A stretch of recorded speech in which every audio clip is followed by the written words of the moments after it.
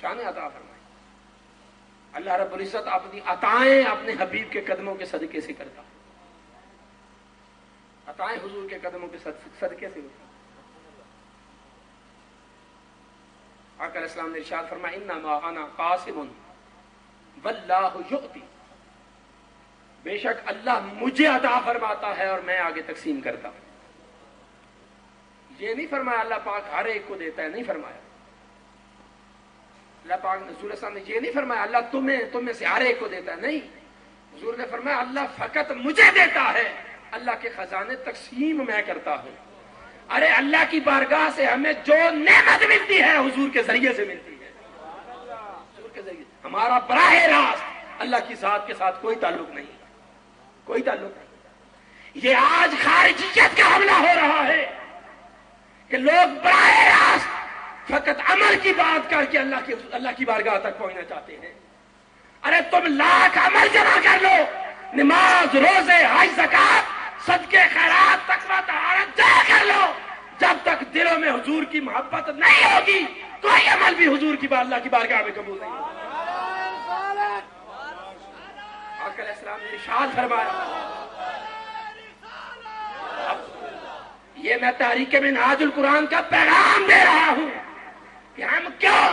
گلی گلی، کریا کریا، کوچا کوچا امت کو حضور کی ذات کی طرف بلا رہے ہیں۔ وجہ یہ ہے کہ ہمارا کوئی عمل بھی اللہ کی بارگاہ میں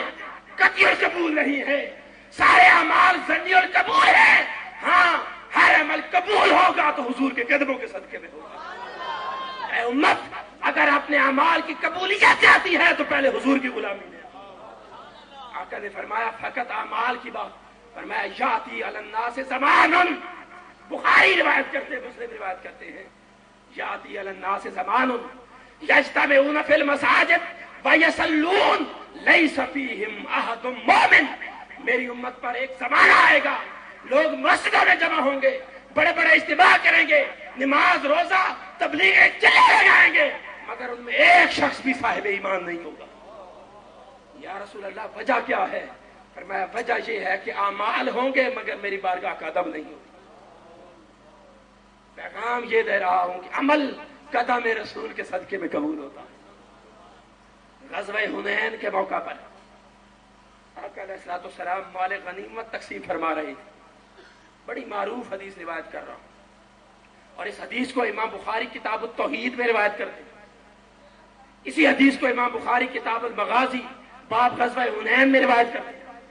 اسی حدیث کو امام بخاری باب استتابۃ المرتدین میں روایت کرتے ہیں، اسی حدیث کو امام مسلم کتاب الخوارج و حکمہم میں روایت کرتے ہیں، امام مسلم کتاب الجہاد میں روایت کرتے ہیں، اسی حدیث کو امام ترمذی کتاب الجہاد غزوہ حنین کے باب میں روایت کرتے ہیں، اسی حدیث کو امام حاکم مستدرک میں روایت کرتے ہیں، مصنف عبد الرزاق امام بخاری کے استاد کتاب الجہاد میں روایت کرتے ہیں، اسی حدیث کو امام نسائی خوارج کے حکم میں روایت کرتے ہیں، امام ابی بکر حیثمی روایت کرتے ہیں، امام موجب میں یہ حدیث آئی، بے شمار طور سے یہ حدیث آئی کہ غزوہ حنین کے دن جب 2000 آدمی آقا علیہ السلام نے جب جنگ لڑی قبیلہ حوازن کے 30,000 لشکر کے ساتھ اور 12,000 مسلمانوں کو فتح نصیب ہوئی، بے شمار مال غنیمت آقا علیہ السلام کے ہاتھ لگا، حضور وہ مال غنیمت تقسیم فرمانے کے لیے بیٹھ گئے۔ 2000 آدمی غزوہ حنین کے دن نئے مسلمان ہوئے تھے، آقا علیہ السلام جب تقسیم کرنے لگے تو نئے مسلمانوں کو زیادہ مال دے رہے تھے تاکہ تالیف قلب ہو، ان کو سہارا ملے، ڈاس بن جائے، انہیں زیادہ مال دے رہے تھے، اور جو پرانے مسلمان تھے انہیں تھوڑا کم مال دے رہے تھے۔ ایک نمازی پرہیزی متقی شخص قبیلہ بنو تمیم کا ذوالخویسرہ تمیمی کھڑا ہو گیا، یہ قبیلہ بنو تمیم کے ساتھ تھا، ذوالخویسرہ تمیمی کھڑا ہوا اور کھڑے ہو کر آقا علیہ السلام کی ذات پر اس نے اعتراض کیا اور کہنے لگا اے تیری شاہ محمد، اے محمد عدل کر صلی اللہ علیہ وسلم کہ انہیں زیادہ مال دے رہے ہیں ہمیں کم دے رہے ہیں، مستحق۔ یہ وہ شخص تھا جس کی آواز بہت سریلی تھی اور بہت پیاری آواز میں قرآن مجید کی تلاوت کرتا تھا،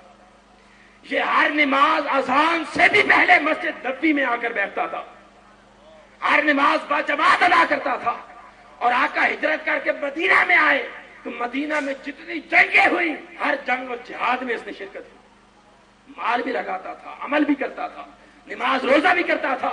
مگر غزوہ حنین کے دن حضور کا گستاخ ہو گیا اور کہنے لگا ہے محمد عدل کیجئے، انہیں زیادہ مال دے رہے ہیں اور ہمیں کم دیتے ہیں۔ آقا نے فرمایا بدبخت من عادل اذا لم عادل، اگر میں عدل نہ کروں تو کائنات سے عدل ہی ختم ہو جائے،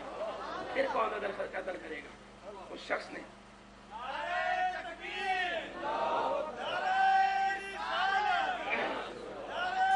حضور کی گستاخی کی اور اس کھڑا ہوا محفل سے بے ادبی کے ساتھ اور حضور کی طرف پشت کر کے محفل سے اٹھ کے چل پڑا۔ آقا نے فرمایا میرے صحابہ اس شخص کو دیکھ لو، اس کی نشانیاں یاد کر لو۔ میں نے آپ کو جتنے حوالے دیے ہر کتاب میں اس کی نشانیاں آئی۔ امام بخاری کہتے استطاعت المرتدین میں غائر العینین، اس شخص کی آنکھیں دھنسی ہوئی تھیں، پیچھے کی طرف دھنسی ہوئی تھی، مشرف الوجنتین، اور اس کی یہ ہڈیاں بہت زیادہ نکلی ہوئی تھی، بڑا پھولا ہوا موٹا تازہ چہرہ تھا اس کا، ناشز الجبہہ، اس کی پیشانی نشان زدہ تھی،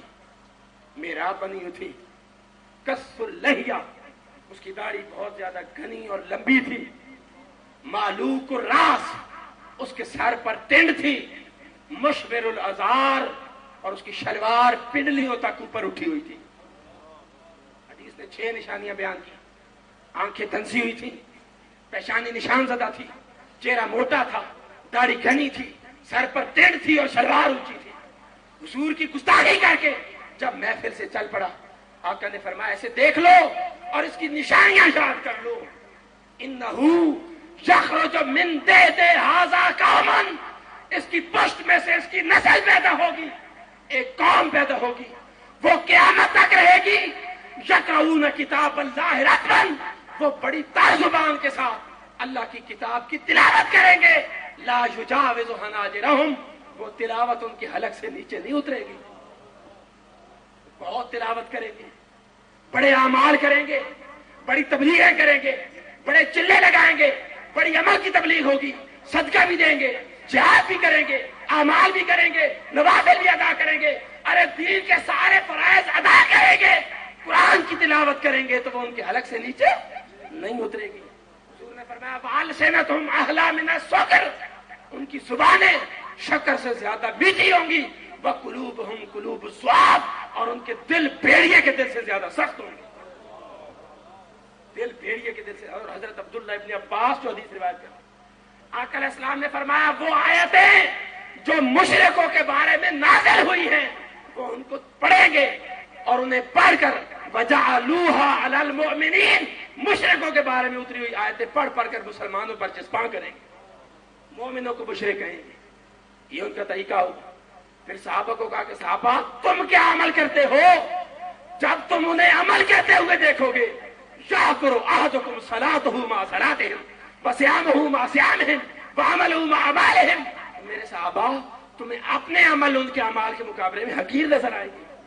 اپنی نمازیں ان کی نمازوں کے مقابلے میں، روزے ان کے روزوں کے مقابلے میں حقیر نظر آئیں گے، ان میں عمل کی کمی نہیں ہوگی، ہر خیر کا عمل کریں گے، دل حب رسول سے خالی ہوں گے، قرآن کی تلاوت کریں گے، وہ حلق سے نیچے نہیں اترے گی۔ یمرقون من الدین کما یمرق السام من الرمیہ، دین سے ایسے خارج ہو چکے ہوں گے جیسے تیر شکار سے خارج ہو جاتا۔ سیماہم التحلیق، تم دیکھو گے ہر وقت ٹینڈ کروائے رکھیں گے۔ فرمایا ایک مقام پہ فرمایا سیماہم التحالق، سیماہم التعلیق والتثبیت، فقط ٹینڈ نہیں کروائیں گے، مسلسل کرواتے رہے، مسلسل کرواتے رہے، یہ نشانیاں بیان۔ اور صحابہ ان نشانیوں سے فیصلہ کرتے تھے۔ عمر فاروق رضی اللہ تعالیٰ عنہ کی بارگاہ میں ایک شخص آیا، ابن تیمیہ صارم المسلول میں روایت کرتے ہیں، اور آ کر پوچھنے لگا بندہ زیاد والمرسلات کا معنی بتائیے۔